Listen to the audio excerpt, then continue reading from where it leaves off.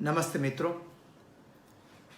પંજાબ, હરિયાણા, પશ્ચિમ ઉત્તર પ્રદેશ અને રાજસ્થાનના ખેડૂતો છેલ્લા 2.5 મહિનાથી લાખોની સંખ્યામાં ભાઈઓ, બહેનો, બાળકો અને વડીલો સાથે મળીને જે કાળો કાનૂન ખેડૂતો અને નાના વેપારીઓ વિરુદ્ધ આવ્યો છે એમની સામે આંદોલન ચલાવી રહ્યા છે.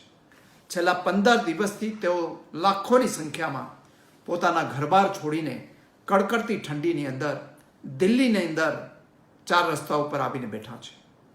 એ ઉપરાંત દક્ષિણના રાજ્યો, મહારાષ્ટ્ર સહિતના તમામ રાજ્યના ખેડૂતો અને નાના વેપારીઓ આ કાળા કાનૂનની સામે રસ્તા ઉપર આવીને બેઠા છે.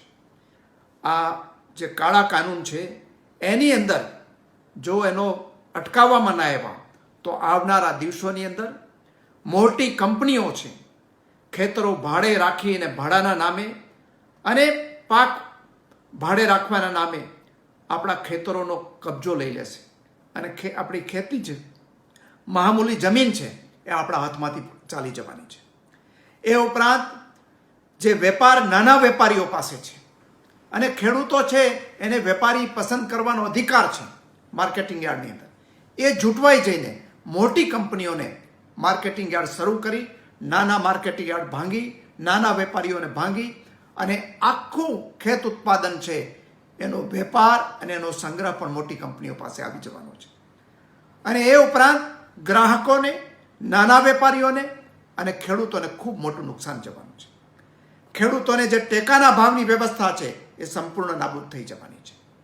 ભલે સરકાર આજે ખોટા આશ્વાસનો આપે, પરંતુ જે રીતે એર ઇન્ડિયાને ભાંગી નાખ્યું, નાની મોટી સરકારી બેંકોને ભાંગી નાખી, મોટી ટેલિફોન કંપનીઓ લઈ આવી અને BSNLને ભાંગી નાખ્યું, એમ આપણી બજાર વ્યવસ્થા તોડી નાખવાના છે. કાલે આ બધા જ ખેડૂત સંગઠનોએ, વેપારીઓએ સાથે મળીને આ ભારત બંધનું એલાન આપ્યું છે. એટલે કોઈ રાજકીય પક્ષોના કહેવામાં ના આવો.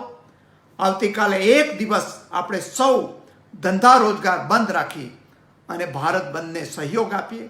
આપણી ભાવિ પેઢીને, એ વેપાર કરનારી પ્રજા જનતા હોય કે ખેતી કરનારા લોકો હોય, એ બધા જ સાથે મળીને ભારતને બચાવે, ખેતીને બચાવે, નાના વેપારીઓને બચાવે, એવી મારી આપ સૌને વિનંતી છે. આપ સૌ આવતીકાલે 3 વાગ્યા સુધી પોતાનો ધંધો રોજગાર બંધ કરી ભારત બંધમાં જોડાવ, એવી મારી આપ સૌને વિનંતી છે. જય હિન્દ, જય જવાન, જય કિસાન.